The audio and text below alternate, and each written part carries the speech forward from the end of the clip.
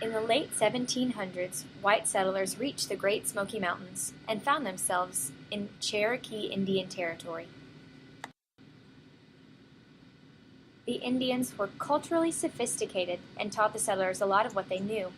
They also had built a very extensive network of trails throughout the forest. After this settlement, the Cherokee were forced out of their homeland. This is known as the Trail of Tears.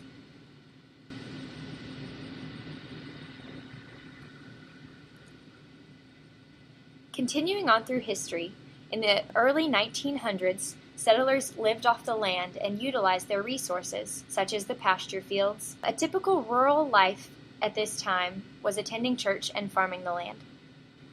The Great Smoky Mountains are among the oldest mountains in the world, found perhaps 200 or 300 million years ago. These mountains became a refuge for many species of plants and animals that were disrupted from their northern homes after the effects of the Ice Age.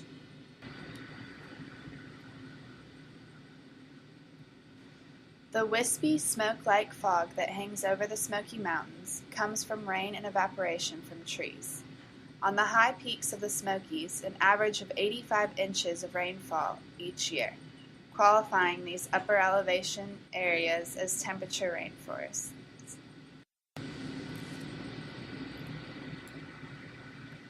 Some 100 species of native trees find homes in the Smokies, more than any North American national park.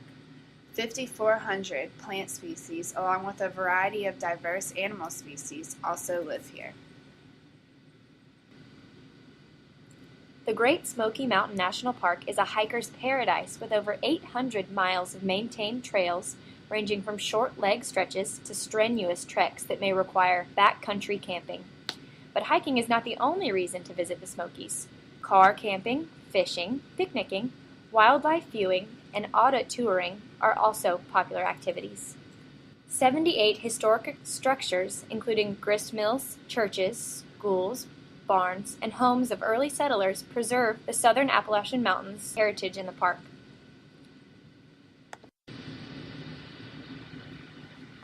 Our very own professor, Dr. Stovall, is an avid visitor of these parks. One of the great things that you can do in the Smokies is hike. There are literally hundreds of miles of hiking trails that are well maintained by the National Park Service.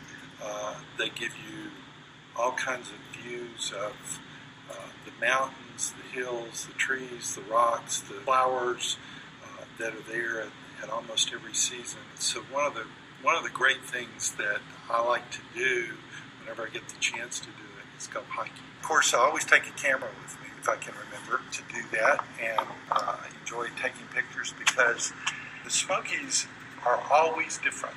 They're always different visually. Weather conditions can change, seasons change, light changes in the Smokies, and so you can always get something interesting to shoot pictures of.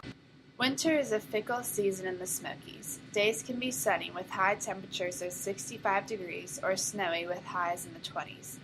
In the lower elevations, snows of 1 inch or more occur rather infrequently, usually only a few times each winter.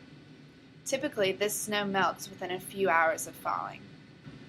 During the winter, the absence of leaves opens new vistas along trails and reveals stone walls, chimneys, foundations, and other remainders of past residents.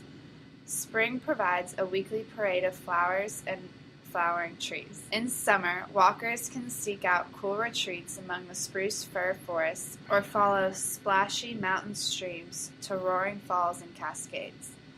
Autumn hikers have a crisp, dry air to sharpen their senses and a varied palette of fall colors to enjoy.